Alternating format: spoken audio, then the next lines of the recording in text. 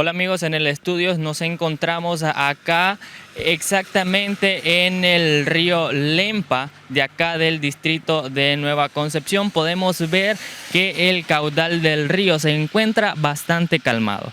Podemos ver de que, bueno, estamos en un día bastante lluvioso. Es por eso que le hacemos el atento llamado a todas las personas a que siempre tengan la debida precaución donde quiera que usted se encuentre, en cualquier punto del país.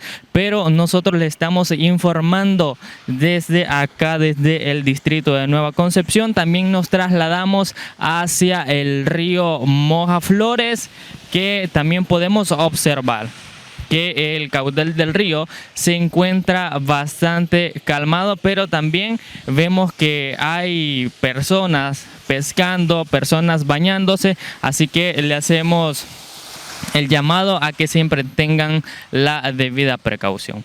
Bueno, nosotros regresamos la señal hasta el estudio. Por acá estaba Eddie Roa.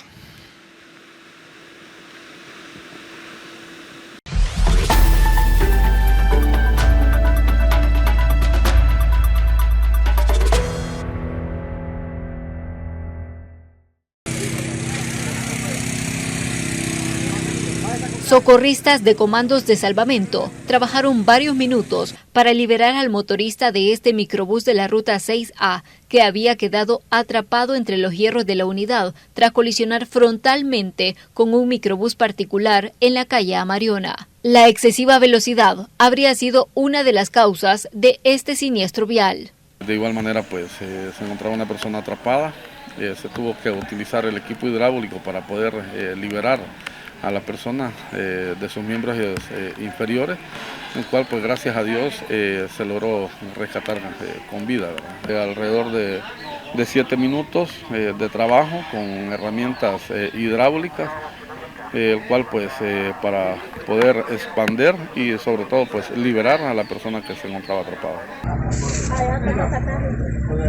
Varios pasajeros de la unidad del transporte colectivo también resultaron lesionados. Bueno, hubieron pasajeros lesionados, entre ellos un menor de edad, que fueron trasladados a diferentes centros asistenciales por ambulancias de comandos, ambulancias del sistema de emergencia y de Cruz Roja. ¿Cuál era la condición de esos pacientes? Sí, todos los pacientes son politraumatizados. Gracias a Dios ninguno de ellos con algún tipo de lesión que pueda llegar a perder la vida. Únicamente son pacientes politraumatizados que tienen diferentes tipos de lesiones en diferentes partes del cuerpo. Durante este año, el transporte público se ha visto involucrado en 420 accidentes de tránsito, lo que representa un aumento del 7%, dejando cerca de 300 personas lesionadas. Con imágenes de Juan Castellanos, un reporte de Iliana Leiva para Noticiero Hechos.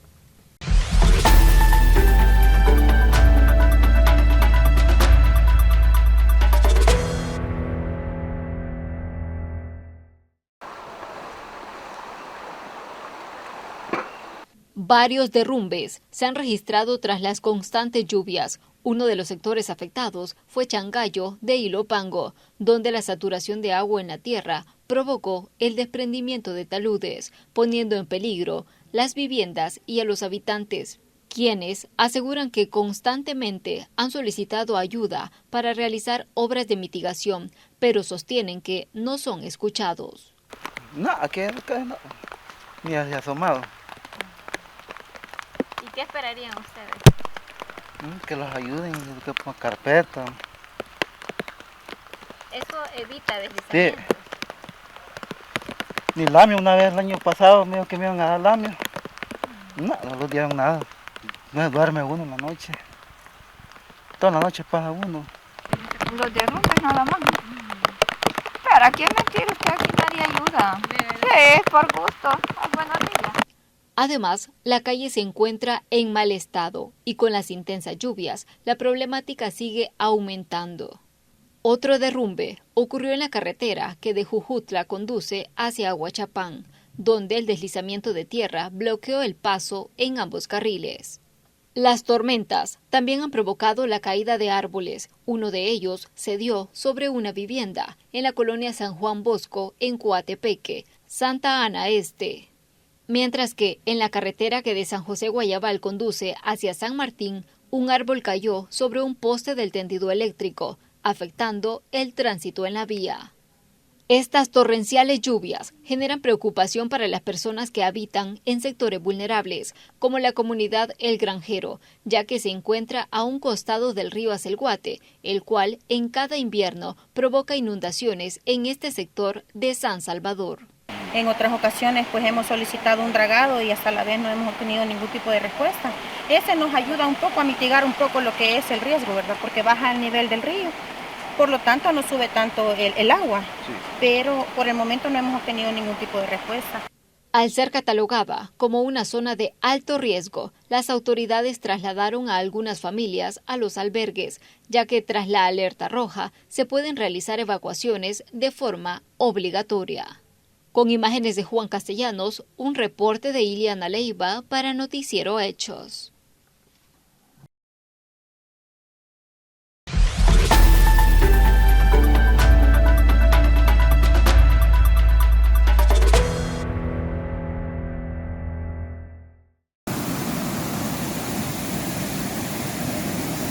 Viviendas dañadas, derrumbes en las carreteras y las caídas de árboles son parte del escenario que han dejado las intensas lluvias en territorio salvadoreño.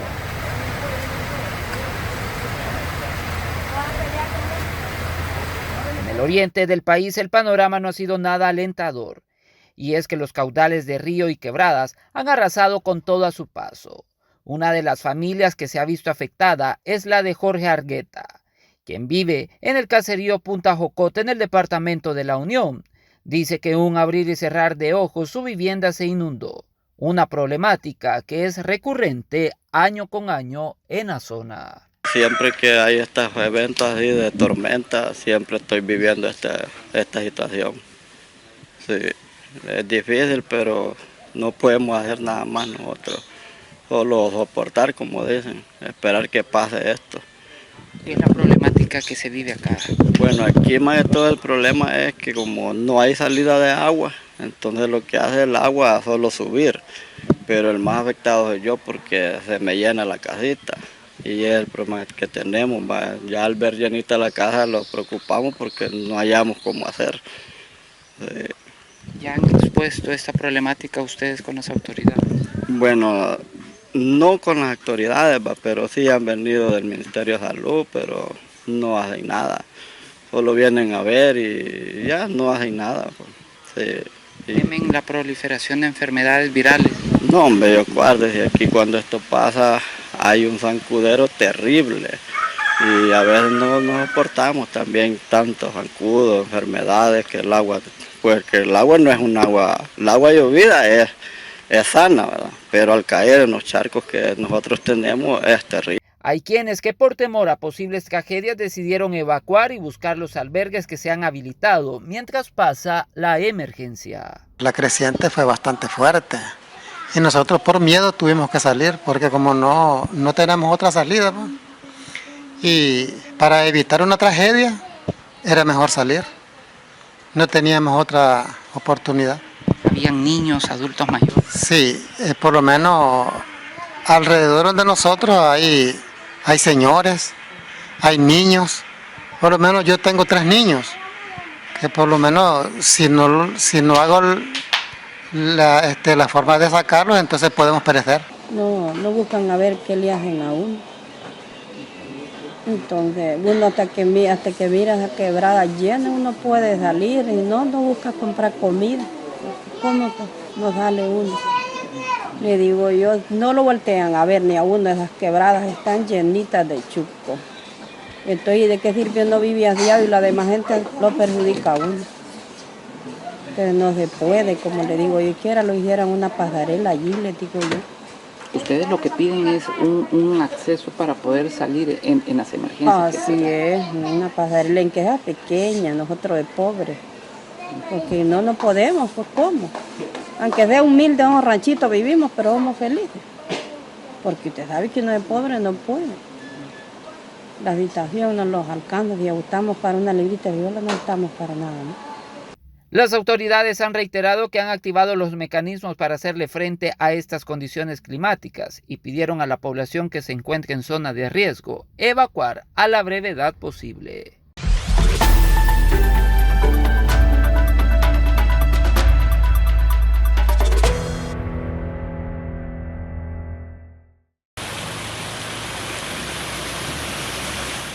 Las lluvias no solo han dejado a su paso por El Salvador inundaciones, deslizamientos y árboles caídos, también han cobrado la vida de más de una decena de salvadoreños. Lamentablemente llevamos ya 11 personas fallecidas, 11 adultos, 3 menores. Las lluvias comenzaron a cobrar vidas de salvadoreños desde el sábado 15 de junio. Ese día, 2 personas murieron. Los adultos, un hombre de 21 años que falleció en el cantón San José Changayo. Ahí mismo también falleció un joven de 17 años. El domingo 16 de junio falleció un hombre de 29 años en la carretera hacia los Planes de Renderos. El lunes 17 de junio, es decir, este día por la madrugada, 2 personas que fallecieron en la ruta hacia la frontera de las Chinamas cuando su vehículo se accidentó contra un árbol caído. También ahora mismo un menor de año y medio, un menor de 7 años, un hombre de 22, una mujer de 27 años y un hombre de 21 años en el barrio El Centro en Tacuba, Ahuachapán. Lo primordial ante una emergencia es salvaguardar la vida de las personas, y esto lo tienen muy en claro las autoridades. De ahí que ya existan 882 personas hasta este lunes 17 en horas del mediodía en 34 albergues a nivel nacional. 6 albergues activos en San Salvador, 8 en La Libertad, 2 en San Vicente, 2 en Usulután, 1 en Ahuachapán, 6 en La Unión, 5 en Sonsonate, 2 en Cabañas, 1 en La Paz y 1 en San Miguel. Actualmente se siguen evacuando familias, estamos habilitando más espacios para poder seguir salvaguardando a las personas y también estamos buscando todavía más espacios para poder ser preequipados en espera de tener más evacuaciones en las próximas horas. De estos 34 albergues habilitados, hay algunos con muchas familias instaladas a las que ya se les está brindando una atención integral. Tenemos albergue Ibu en Sonsonate, tiene más de 66 albergados. En San Alejo tenemos más de 78 albergados. En el distrito de Conchagua tenemos 102 personas albergadas. En el distrito de La Libertad 91 personas. En San Marcos 75 personas y en Concepción de Ataco 73 personas. Cabe recalcar que las cifras se están modificando, estamos todavía evacuando más personas en estas zonas y los albergues que no he mencionado todavía tienen cantidades inferiores a las 50 personas evacuadas. Las autoridades de protección civil y todo el aparataje de las instituciones también han atendido emergencias de árboles caídos en carretera.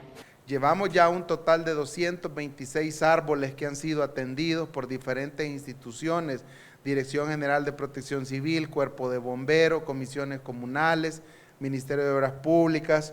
Se han atendido un total de 42 deslizamientos. El llamado de las autoridades es constante a no salir a la calle si no es estrictamente necesario, ya que en este momento de la emergencia la caída de árboles en la carretera es más propensa. Es importante recordarle a las personas que están transitando ahora mismo por las carreteras que recuerden que a partir de los vientos que el día de ayer empezaron a acelerarse, como ya estaba dispuesto, ya estaba pronosticado que los vientos se iban a tener ciertas aceleraciones, sobre todo al final de la tarde. Esto ha hecho que muchos árboles cedan y caigan sobre las carreteras, entonces estamos reiterando en las recomendaciones.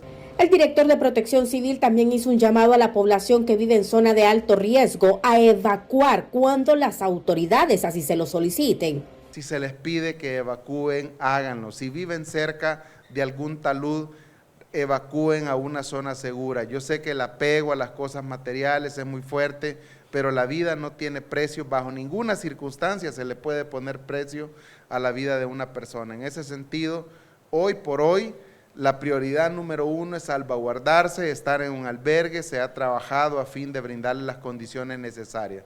Por su parte, el ministro de Educación informó que hasta este día, lunes 17, se registran 172 centros escolares a nivel nacional con algún grado de afectación. Aseguran que esta cifra podría cambiar en las próximas horas a medida avanza la emergencia. Cabe destacar que para mañana martes y miércoles 18 hay suspensión de clases tanto a nivel público como privado. Mélida Araniva, TVM El Salvador.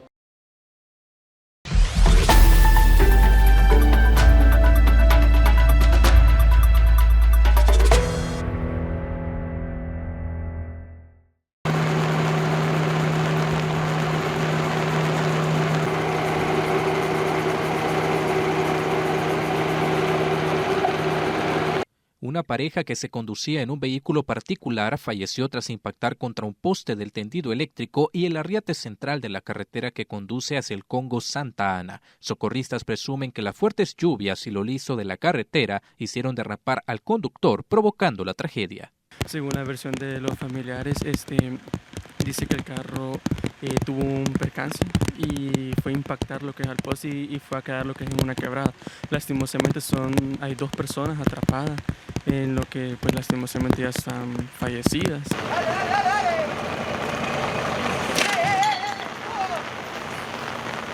El impacto hizo que el automotor junto con los ocupantes cayeran a una quebrada donde fue necesaria la intervención de 2 grúas para recuperar el vehículo.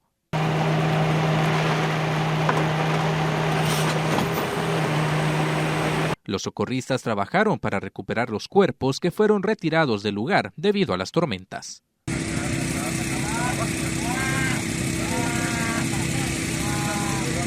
Mientras que en el Boulevard del Ejército, a la altura de los centros comerciales en Soyapango, un joven resultó con severas lesiones al chocar contra el arriate del paso a desnivel. El conductor quedó atrapado, por lo que socorristas procedieron a liberarlo.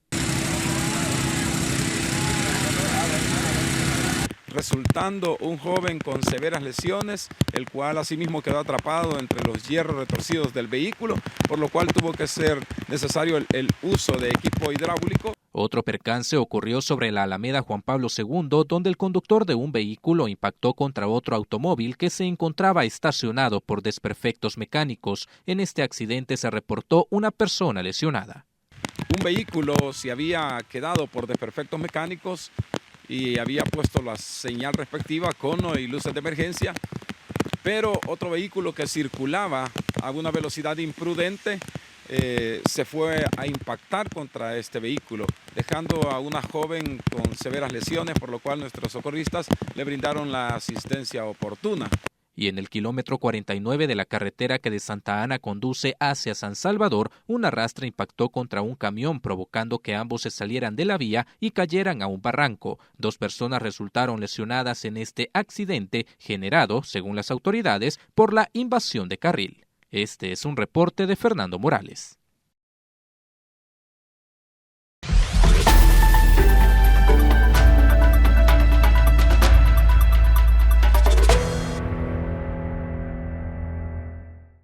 Más de 142 personas han sido evacuadas en el municipio de San Salvador Centro. Se mantienen resguardadas en los 9 albergues que mantienen activos la comuna. Hemos ofrecido catres, colchonetas, también servicios médicos, alimentación, frazadas, todo un aparataje interinstitucional detrás de esto para atenderlo.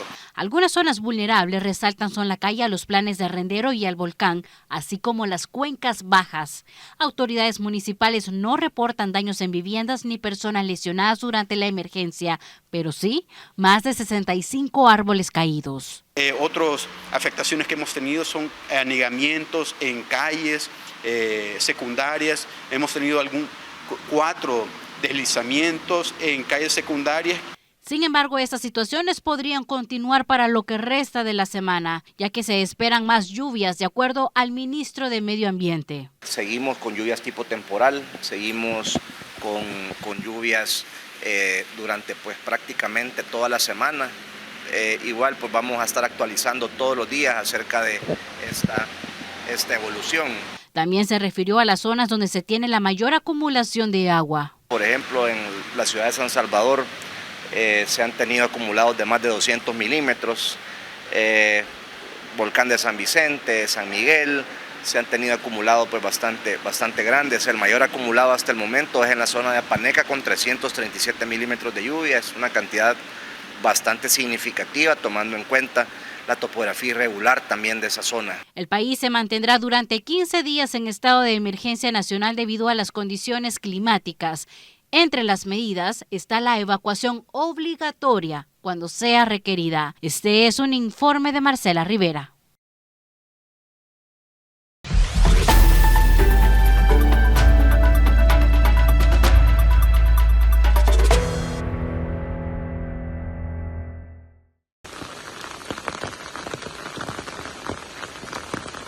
Llegan a verificar cada cierto tiempo, pues están alertas ante el posible desbordamiento del Río Grande de San Miguel. Son familias que viven en la incertidumbre, residentes del caserío Santa Fidelia, del cantón La Canoa, en San Miguel. Sí, pues la verdad es que el día de ayer pues tuvimos ese percance de que si hubieran continuado las lluvias, es posible que sí hubiéramos tenido que evacuar las familias, bueno, son pocas las familias que de esta zona baja, pero la zona de allá de la carretera, la zona de la escuela también hay varias familias que son perjudicadas. Entonces, pero damos gracias a Dios pues de que las lluvias pues al parecer cesaron un poco, entonces el río bajó un poco a su nivel. Así es que sí, ahí perjudica bastante con las lluvias porque como siempre hay filtración de agua y perjudica a unas familias aquí cerca de que vivimos a una cuadra del río. Al lugar también han llegado un grupo de elementos de la Fuerza Armada para monitorear la zona, pues ya están habilitados 2 albergues por si es necesario la evacuación de las personas ante inundaciones. Eso sí, aquí han estado lo que es la tropa, la policía, protección civil está al tanto también. Para algún problema que haya digamos, el río consiste en llenarse, pues ya hay alguna cosa de peligro, pues están cuerpo civil y todo eso, policía, soldados y todo, estamos al tanto. Pero solamente entre medio de la borda, pero no hay desbordamiento, nada de eso, solamente hay fuga de rompimiento por bajo, ¿verdad? Y eso sería bueno que alguien, digamos, el señor alcalde y todo eso, pues vieran ese problema, porque también creo que tenemos otro rompimiento por aquel otro lado allá, entre medio de la borda. Y es que hay habitantes que confirman que en años anteriores las lluvias han arrasado todo lo que han encontrado a su paso y han perdido cultivos, ganado, electrodomésticos y muebles. El agua y no hemos tenido preocupaciones ahí de que los ha perdido algo. ¿Qué tan intensa Sí, la lluvia? Sí, está así despacio, sí. Que ha llovido fuerte, pero como aquí en que llueva no es peligro, sino que el peligro es que llueva allá en aquellas otras zonas allá arriba. En las bordas ya se presentan algunas filtraciones que han llegado a algunos terrenos, los cuales están inundados. Estas filtraciones comienzan ya a preocupar a los habitantes de este sector, quienes esperan que el caudal del río no comience a seguir incrementando, pues de ser así se verían bastante afectados. Para TVM El Salvador informó Marcela Hernández.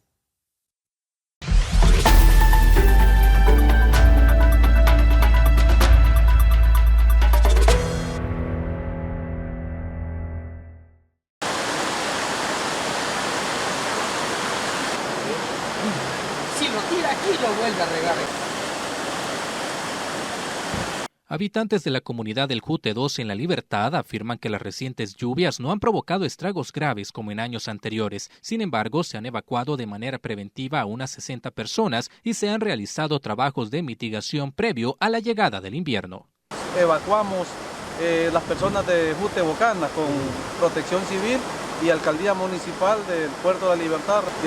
2 días tenemos de estar limpiando aquí abajo y sí se ha limpiado todo lo que es esto y ya viene el proyecto, lo que es el proyecto de los muros.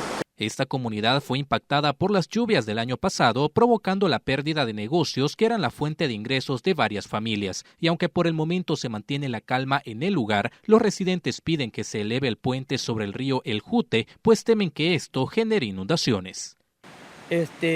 Con la empresa que lo hizo, el puente, gestionar para que lo levanten y si está al alcance pues de ellos también ayudar a hacer el muro. Ojalá, ¿verdad? Dios quiera que pudieran echarnos la mano de esa forma, porque sí le digo, ya perder año tras año, es bien duro la verdad. Otra zona en la que cada invierno se presentan inundaciones es la colonia Estero y Mar en el departamento de La Paz. Sus residentes afirman haberse preparado con limpieza de tragantes, canaletas y la apertura de la bocana para prevenir afectaciones. Por el momento no hay evacuaciones, pero dicen estar vigilantes para responder de forma oportuna. Tenemos un grupo de WhatsApp, ¿verdad? Aquí que nos comunicamos con toda la gente y así le hacemos la conciencia a la gente que veamos que la necesidad, o si ellos creen que podemos ya evacuarlo, pues antes que llegue más la altura de agua, ¿verdad? Con todo gusto, ¿verdad? Pero hasta ahorita la gente se ha mantenido. Así como las tormentas del día de ayer y el día de ahora, esto fuera un caos. Como han habido los años anteriores, que nomás una media lluvias y ya tenemos las familias evacuadas. Hoy este día, gracias a Dios, no hemos tenido... Sí hay casas inundadas, pero no la gran cantidad, como unos 30 centímetros. Con imágenes de José Delgado, este es un reporte de Fernando Morales.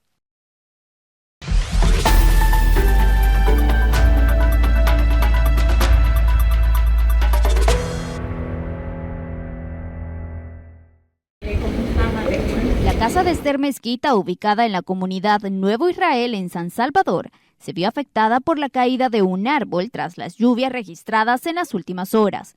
Ella comenta que se encontraba sola en la vivienda cuando sucedió la emergencia, lo cual dejó únicamente daños materiales. La tierra ahorita está floja y cuando se vino el palo, yo por ejemplo estaba aquí, vea, y entonces cuando sentí sol salía, vea, que no vinieron las ramas, sino que de un solo se vino el... Además, 8 familias del sector antenal de la comunidad Nuevo Israel fueron evacuadas hacia el albergue Chapupo, ya que existía el riesgo de que sus viviendas se inundaran. Porque ahí se empoza más el agua. Aquí por lo menos la tenemos más libre, ¿ya? Pero sí, donde ellos se empoza más el agua. Preocupados se encuentran los habitantes de la comunidad El Coro en San Salvador por el posible incremento del río hacia el Guate. Aunque aún no han reportado afectaciones, el riesgo se mantiene. La zona siempre se ha visto afectada en cada invierno. Pero tenemos un poco de temor porque como está húmedo, entonces pueda que primero Dios no quiera que vayan a haber derrumbes.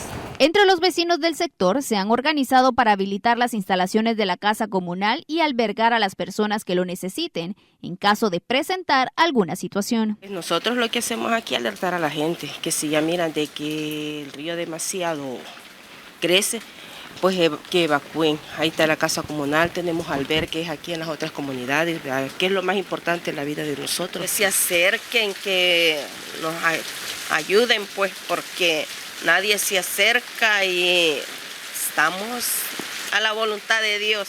En temporales pasados, 4 viviendas colapsaron por el incremento del río de la zona, por lo que los residentes ahora temen que el caudal aumente, caigan los escombros de estas viviendas y a su vez afecte a las que se encuentran aledañas. Son 17 casas ubicadas a la orilla del río que se encuentran en peligro de inundación y derrumbe. Con imágenes de Carlos Cle, un informe de Carla Araniva.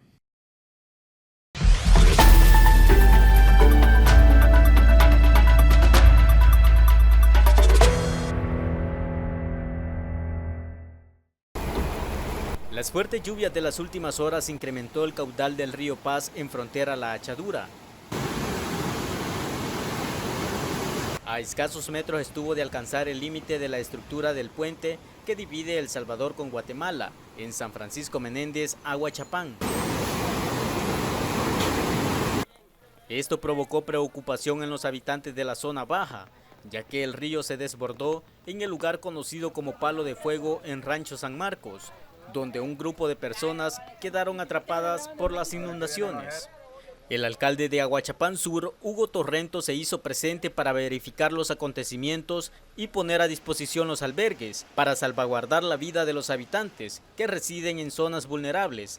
Sí pedirle a las personas que están en zonas no vulnerables que no se arriesguen, que no salgan de sus casas, y a las personas que están en zonas de riesgo, en las zonas vulnerables, que de verdad pueden acercarse a los albergues. Quiero dejar claro, tenemos acá en el Camalote el Nuevo Amanecer, tenemos allá en la parte de Jujutla, tenemos en el distrito de la en el distrito de Jujutla, en la zona baja. También tenemos en Guaymango la casa comunal, en San Pedro Puxtla está la casa comunal, donde compañeros de la municipalidad están trabajando para eso. Por su parte, los ganaderos decidieron sacar su ganado para evitar la pérdida de sus animales.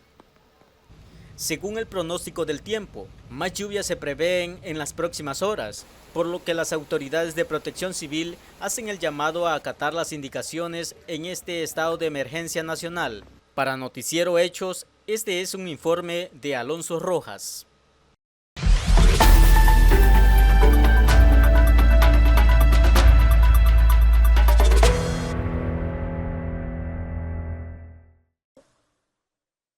Buenas tardes, efectivamente me encuentro en la colonia El Milagro, mejor conocido como La Ermita, en el Congo Santa Ana, y en el sector de la colonia Santa Lucía, o mejor conocido como El Amate. Y es que este puente provisional ocupan los habitantes para poder trasladarse hacia la ciudad de El Congo. El día de ayer, debido a las intensas lluvias, este puente está a punto de colapsar. Ahí podemos ver las imágenes como la tierra ya se está derrumbando ese sector, así que les pedimos a las autoridades municipales para que se puedan hacer presentes, realizar una inspección, porque incluso las personas todavía están cruzando este puente y está peligroso este sector de esta zona acá en Santa Ana Este. Así que escuchemos parte de las palabras que nos han dicho los habitantes. Es el único, sí, es el único, fíjense. Allá los queda bien lejos por el basurero, la calle que hay. Está bien feo ahorita, ¿va? Horrible, sí. Cuando pasó siempre ha estado así este puente. No, si esto ayer se derrumbó.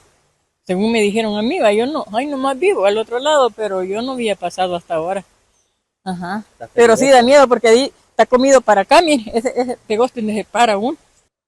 Los habitantes de este sector mencionan que ya llevan incluso meses solicitando a las autoridades poder realizar mejores trabajos en esta zona, ya que es el único acceso que ellos pueden utilizar para poder trasladarse a los diferentes sectores o las diferentes zonas de El Congo en Santa Ana. Hasta esta hora de la tarde, esta es parte de la información que tenemos pendiente de nuestras redes sociales. Estamos informando de todo lo que está pasando en esta emergencia debido a las lluvias que azotan en nuestro país.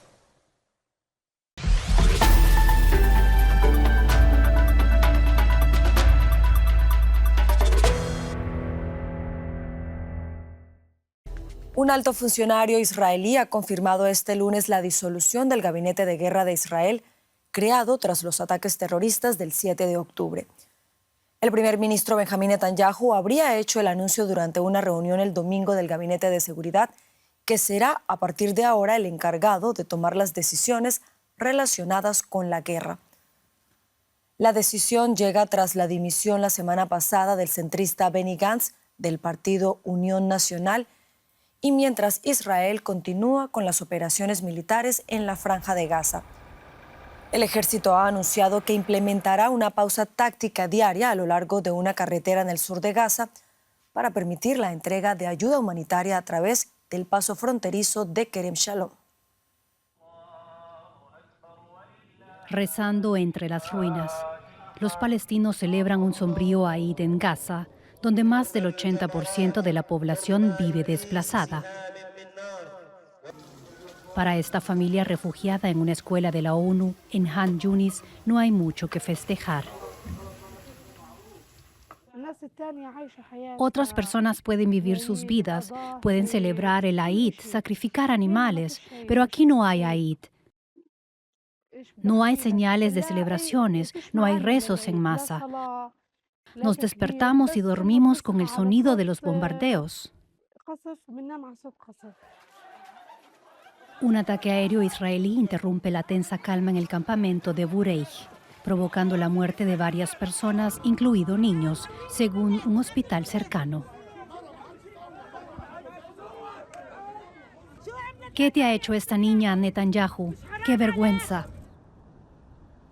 Después de que Israel anunciara una pausa táctica en los combates cerca de Rafah, en el lado israelí del paso de Kerem Shalom, pudieron verse algunos camiones de ayuda. Las pausas de 11 horas se aplican a un tramo de 12 kilómetros, principal vía de entrada de la ayuda humanitaria a territorio gazatí. Esta pausa diaria se anunció un día después de que 8 soldados israelíes fallecieran en una explosión cerca de Rafah.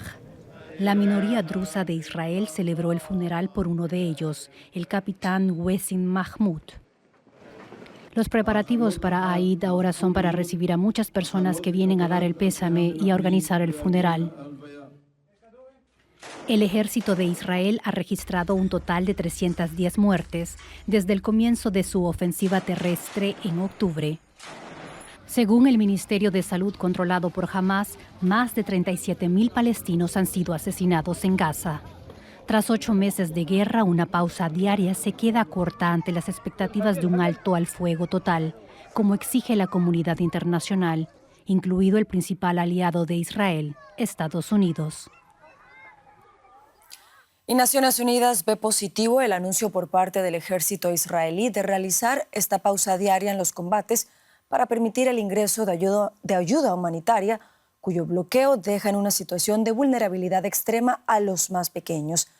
La Organización Mundial de la Salud asegura que más de 8.000 menores de 5 años ya han sido diagnosticados y tratados por desnutrición aguda y 1.600 están clasificados como graves. Además de carecer de alimentos básicos, las ONGs denuncian que los menores no tienen acceso a una atención sanitaria suficiente y viven en un estado de terror constante. Cambiamos de tema porque el presidente de los Estados Unidos, Joe Biden, está evaluando la posibilidad de anunciar una nueva iniciativa para brindar estatus legal a los inmigrantes que se encuentran de manera irregular en el país y están casados con ciudadanos estadounidenses. Se prevé que este anuncio se realice este martes durante un evento en la Casa Blanca, coincidiendo con la conmemoración del programa DACA, que actualmente protege a 528.000 personas que llegaron a los Estados Unidos cuando eran niños. Según organizaciones no gubernamentales, aproximadamente 1.100.000 inmigrantes indocumentados están casados con ciudadanos estadounidenses, aunque no se ha especificado cuántos podrían ser incluidos en la acción propuesta por Biden. Y con más informaciones sobre este importante anuncio que se espera en Washington, se encuentra el periodista José Díaz Briceño, a quien saludamos a esta hora en la capital estadounidense. José, ¿cuál es la dimensión de esta iniciativa que se espera sea anunciada este martes ahí en Washington? Sí, este sería el principal anuncio en más de una década que beneficiaría a la población indocumentada en Estados Unidos, en específico a una fracción de los 11 millones que se calcula habitan aquí en el país en las sombras. Hay que decir que, como bien se decía, los activistas pro-migrantes consideran que la población que podría beneficiarse sería hasta de más de 1.100.000 personas y, sin embargo, el total dependerá de los requisitos específicos que establezca la Casa Blanca de concretarse este anuncio el día de mañana martes. Se habla, por ejemplo, de que se exigiría que estas personas cónyuges de ciudadanos estadounidenses debieran estar casados con ellos en más de 10 años, lo que sin duda pues limitaría la cantidad de personas que se pudieran adherir al programa. La mayor parte de estas poblaciones están en los grandes estados como Florida, Texas y California, donde se espera que sean bienvenidas luego de que la administración Biden ha tomado acciones muy restringidas para atacar a la población que entra ilegalmente a través de la frontera con México. José, ¿y qué impacto puede tener esto en la campaña electoral cuando faltan menos de 5 meses para las elecciones presidenciales ahí en los Estados Unidos?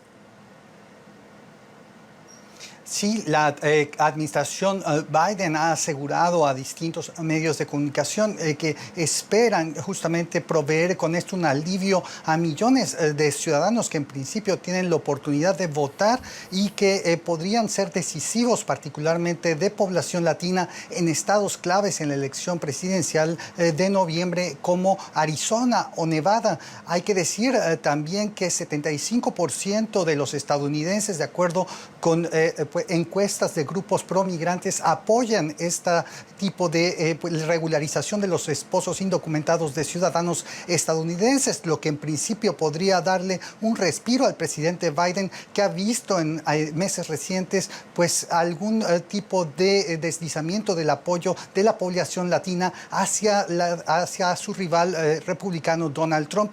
Esto habrá que ver si se concreta, pero sin duda es algo que los activistas promigrantes buscan que le dé pues fuerza y entusiasmo a la campaña demócrata.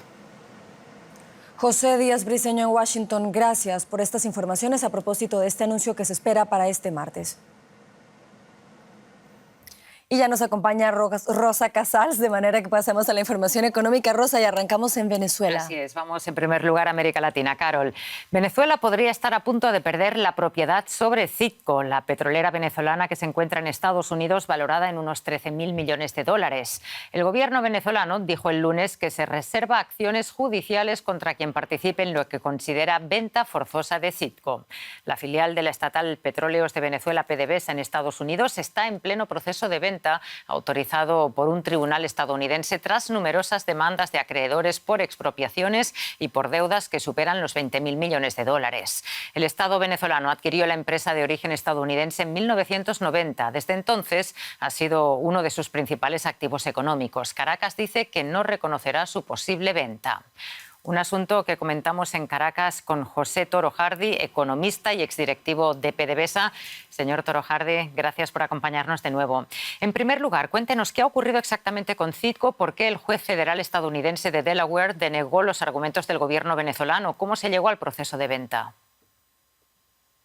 Bueno, mire, hace muchísimos años el presidente Chávez, ya fallecido, ordenó la expropiación de numerosas empresas, tanto venezolanas como extranjeras, entre ellas, por cierto, una minera que no tenía nada que ver con petróleo, y desconoció varios contratos.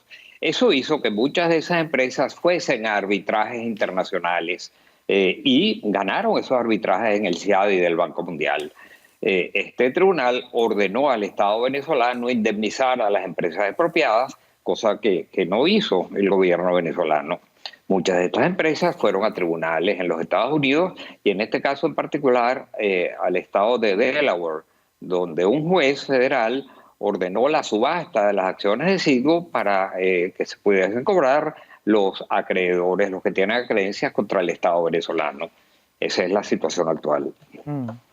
Y el ministro de Petróleo de Venezuela había pedido que se detenga la subasta de acciones de Citgo. ¿Qué consecuencias económicas tendrá para Venezuela la pérdida de su filial en Estados Unidos?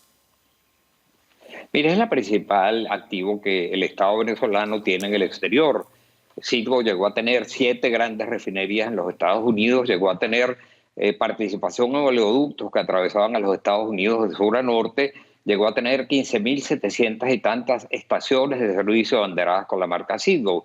Y eso nos permitía a nosotros producir el petróleo en Venezuela, refinarlo en nuestras refinerías en Venezuela o en los Estados Unidos, transportarlo en nuestros oleoductos en Venezuela o en los Estados Unidos y venderlo en una red de estaciones de servicio Citgo que pertenecía abanderadas con la marca Citgo. Pues para Venezuela eso es importantísimo. Sin embargo, en este caso, pues estamos en el gravísimo riesgo de perderlo. Lo que quisiéramos todos los venezolanos es que esa subasta de acciones se detenga por lo menos hasta el 29 de julio. El 29 de julio hay elecciones en Venezuela y quien en todas las encuestas aparece encabezando esas encuestas, lo que desearía es proceder de inmediato a una renegociación de todas las deudas, incluyendo, por supuesto, todas las de los acreedores de Venezuela. Eso sería muy ventajoso, no solo para Venezuela, también para esos acreedores, porque si proceden por la vía de subasta, solamente van a poder recuperar una porción limitada, una parte de sus deudas, porque son demasiadas las acreencias que tienen contra el Estado venezolano y los activos de Citgo no son suficientes para cubrirlas. Lo que más le conviene a todos es una renegociación de la deuda donde se pueda ordenadamente proceder a pagar las deudas que se tiene con ellos, con esos acreedores. Señor Torojardi, muchísimas gracias por su punto de vista, por esta entrevista. Un saludo. Un saludo para usted. Vamos a otro asunto. En medio del conflicto comercial con la Unión Europea, China ha anunciado una investigación antidumping sobre las importaciones europeas de carne de cerdo. Según informó el Ministerio de Comercio en Pekín este lunes, la investigación se centrará principalmente en la carne de cerdo destinado al consumo humano. El anuncio se ha hecho público poco después de que la Comisión Europea informara de su intención de imponer aranceles especiales a ciertos autos eléctricos chinos por socavar la competitividad de los productores europeos. La represalia afecta especialmente a España, el principal exportador europeo de carne porcina a China. China abre una investigación contra la carne de cerdo europea. Hablamos sobre esto con nuestro compañero allá en la Bolsa de Frankfurt, José David Navarro. Muy buenas tardes. En realidad la noticia no ha sido una sorpresa, digamos. La prensa china había dado ya algunas pistas sobre cuál podría ser la represalia por los aranceles a los autos eléctricos. Pero ¿cómo ha justificado Pekín la medida? Hola Rosa, ¿qué tal? Bueno, China recoge la denuncia presentada por la organización china o la Asociación China de Ganadería, como tú adelantabas. Era un movimiento que la prensa oficialista china ya de alguna forma había adelantado, pero al que al parecer esa denuncia fue recibida por las autoridades chinas el pasado viernes, y hoy lunes las autoridades chinas deciden iniciar esta investigación que en todos los niveles se considera como una represalia, ¿no?, por la medida anunciada por parte de Bruselas de tomar medidas contra los coches importados desde China. Tenemos que decir que este paso dado por China no va a tener una consecuencia inmediata. Por lo menos, Rosa, se abre un plazo mínimo de un año en el que las autoridades chinas deberán investigar esa denuncia presentada por la Asociación China de Ganadería. Muchos consideran que, como les decía, es una represalia porque también en esa denuncia se utiliza, como por ejemplo explica el diario South China Morning Post, lenguaje como sobreproducción de carne de cerdo, que recuerda, Rosa, mucho también al lenguaje utilizado por las autoridades en Bruselas para señalar a China por la producción de coches eléctricos. La Cámara de Comercio Europea en China pide a las autoridades chinas entonces que presenten hechos concretos para poder avanzar en esta investigación. Bueno, José David, y España es el principal exportador europeo de carne porcina a China. ¿Cómo ha reaccionado el gobierno español y, sobre todo, cuál puede ser el coste económico de esta represalia? Pues el ministro español de Agricultura, Luis Planas, ha hablado de margen para la negociación. Ha recordado, decía, las buenas relaciones entre China y España, y también dice que hará todo lo que esté en las manos del país, de España, para evitar, Rosa, que esto acabe en una guerra comercial. Como tú dices, España va a ser el más golpeado en el caso de que China decidiese aplicar aranceles. Solo en el 2023 se exportaron más de 560.000 toneladas de carne de cerdo, lo cual supone unos ingresos para España de más de 1.000 millones de euros. Algunos, Rosa, consideran que esta ha sido una medida selectiva por parte de China, puesto que España, junto con Francia, fueron las dos potencias europeas que más apoyaron el hecho de que Bruselas hubiese una investigación contra los coches, los subsidios dados por China a los coches eléctricos. Muchísimas gracias, José, por este análisis. Un saludo. El director de Salud Pública de Estados Unidos ha pedido que se incorporen advertencias de peligro del consumo a las redes sociales, como las que aparecen en las cajetillas de tabaco. Este tipo de plataformas están asociadas con un importante daño psicológico para los jóvenes, escribió el doctor Vivek Murthy, que dirige el Servicio de Salud Pública de Estados Unidos, en un comunicado publicado el lunes en el New York Times. Es necesario recordar regularmente a los padres y a los jóvenes que las redes sociales no se consideran seguras, argumentó. En su opinión, las redes sociales son un factor importante en el aumento de los trastornos psicológicos entre los jóvenes. Según Murthy, el riesgo de que los adolescentes padezcan síntomas de ansiedad y depresión se duplica si pasan más de 3 horas al día en las redes sociales. El tiempo medio de uso diario en el verano de 2023 fue de casi 5 horas. El máximo funcionario de salud de Estados Unidos pide que las redes sociales incluyan advertencias de salud mental. Vamos a Nueva York a por más detalles. Ana Nieto, ¿hasta qué punto una etiqueta de advertencia es una política efectiva en este sentido? Morsi dice que estas etiquetas, para lo que necesitaría autorización del Congreso, serían un recordatorio regular para padres y adolescentes de que los medios sociales no son seguros. Las etiquetas en los paquetes de tabaco han aumentado el conocimiento de los peligros y la concienciación de ellos. Morsi explica, de hecho, que en una reciente encuesta entre padres latinos, el 76% dijo que si se les advirtiera, limitarían o vigilarían el uso de medios sociales por parte de sus hijos. Pero el director de Salud Pública cree, no obstante, que esto no es suficiente y, de hecho, ha recordado que el año pasado hizo una serie de recomendaciones que todavía siguen siendo prioritarias, como, por ejemplo, una legislación para evitar el abuso y la explotación, además de la exposición a contenidos violentos y de sexo, que es a donde suelen llevar muchos algoritmos. También se pide que los medios eviten el manejo de datos de los menores y que hagan público cuáles son los daños que pueden causar mentales a sus usuarios. Padres, médicos, escuelas, la sociedad en su conjunto debe jugar un gran papel, dice Vivek Murthy, y de hecho pide que en las escuelas haya momentos, tanto en la instrucción como en las interacciones sociales, en las que no se utilicen los teléfonos celulares. Ana, la escuela es justamente uno de los lugares en los que también se tiene que trabajar este problema. ¿Qué se está haciendo al respecto?